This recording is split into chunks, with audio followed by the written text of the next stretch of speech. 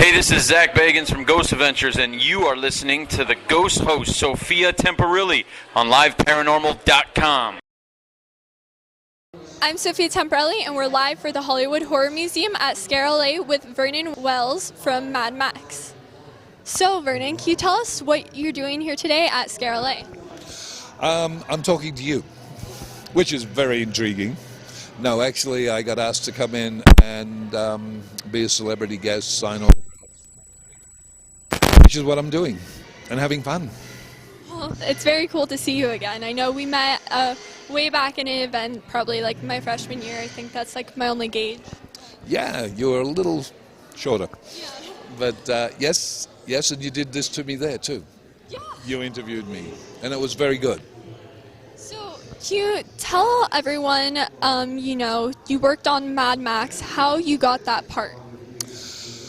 I got Mad Max, the original film, from George Miller's girlfriend, Sandy Gore, saw me in a stage play, and she was quite impressed with what I was doing, so she mentioned me to George. And then George flew down from Sydney to Melbourne, where I lived, and we had coffee and told jokes to each other and carried on like a pair of idiots. And that was really the last thing I heard of it. I had no idea what Mad Max was. I'd never seen the original. I wasn't involved in all that Mad Max hype, so I was a little left out of that loop. But then my manager rang me up one day and said, you've got to fly to Sydney to get wardrobe fittings and makeup and things for Mad Max. And that was virtually the first thing I knew that I was doing it. And from there it just went on. And that was my first film, and from that I was lucky enough to launch a career. How does it feel for Mad Max to be such an iconic movie? They've made, a remake of it, they have video games of it. What is it like to be a part of it? When we made it, we all figured it was going to be a special little film. Nobody ever thought it was going to be what it became. We knew it was going to be big in Asia, because the Asians loved all that kind of stuff. The original Mad Max had not been a big hit in America, so nobody had high hopes for anything here.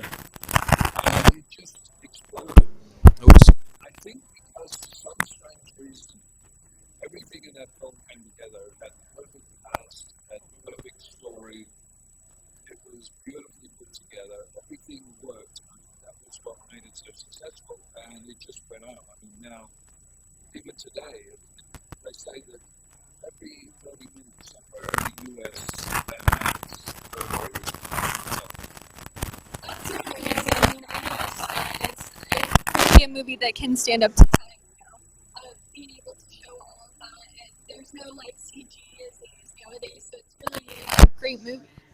Yeah, everything we did was in camera. We didn't have the computer ability they have now, so all of the stunts, they were actually people doing all of that.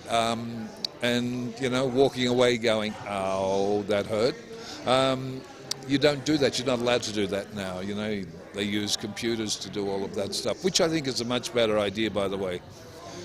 People flying through the air is not the greatest thing. Take my word for it. You have to hit the ground sooner or later, and it hurts.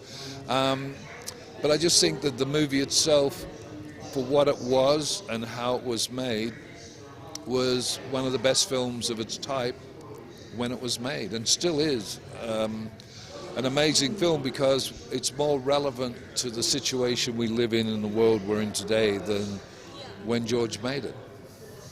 How does it feel to know that they've done a remake of it, just to revamp it? Have you seen it, and what do you think of it?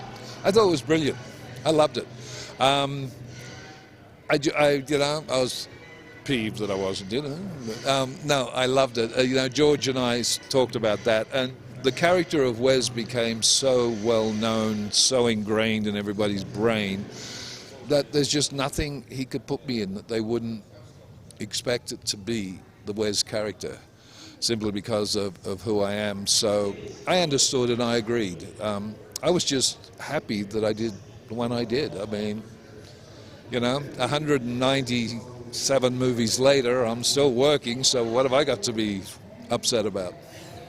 Definitely. And I know nowadays you work with rescue wolves. Can you tell us a little bit about that?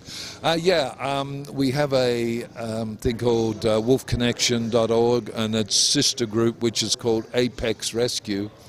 And it's rescuing wolves and wolf dogs in California. In California, wolves or wolf dogs are euthanized within 3 days if they're taken to a shelter. So we try to get them because most of them are beautiful animals and there's no reason why they should be euthanized. It's just that people decide they want a wolf for a pet, not understanding that a wolf is a wild animal. It's not your little toy chihuahua that you can run around and cuddle. It's a very large animal that has its own ideas of what it wants to do. So people get them, then when they grow up they get afraid of them, so they put them in a pound and then the pound euthanizes them. We get to them as soon as we can to stop that, and they go to our facility, which is up in Acton, and we have 29 at the moment. We're going to increase that to 45.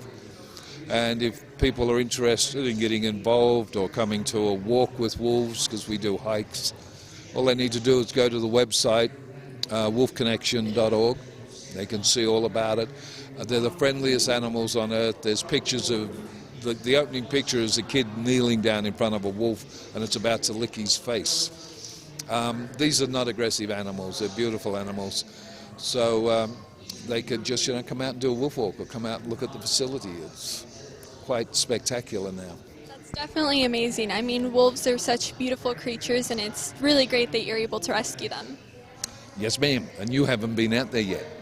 I would love to. I'm almost out of high school, which, by the way, I am part of the wolf pack. Oh, then you definitely have to come I out. definitely have to come see it. Yes. So is there any upcoming productions that you would like to mention? Yes, I've got about 6 films coming out and a very large video game which has gone gold already and it hasn't been released, which is kind of amazing. But I've got a film called The Lighthouse Keeper, which is coming out shortly. Another one called The Inquisitor, which is coming out shortly. A Send Up on Commando, which will be coming out. What else have we got? Gosh, I've just finished filming Landfall, which is going to be an amazing film. And then we've got the game, the video game is called Humanity Divided, or Deus Ex, which has been anticipated by the gaming community for the last 5 years. And it comes out the 23rd of this month. It's already gold, it hasn't been released. There's so many pre-orders for it, and it's going to be huge. Well, I'll definitely have to check it out. I know I am a gamer, so...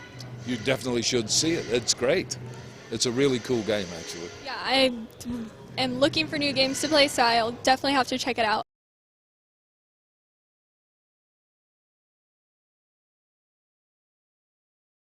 So Vernon, I know we are here today in the display for the Hollywood Horror Museum. You have been in a very iconic sci-fi horror thriller movie. Are you looking forward to seeing some of your stuff displayed in there, and will you go see it? As long as it's not my rear end with my very revealing pants out of Mad Max, of course I'll go see it. No, I think it would be wonderful. I love all this stuff, and I think that the fact that people are reserving it and keeping it and showing it to generate, especially from films that are much older than Mad Max, I think we forget sometimes that if the people back in the 30s and 40s that did all those wonderful horror movies, if they hadn't started this, none of us would be here. They started it, and I think the fact that we're going to have a museum where you can go and see artifacts from these movies and from these people, I think is great. And I'll be there. Yes, ma'am. Well, thank you so much, Vernon. Thank you.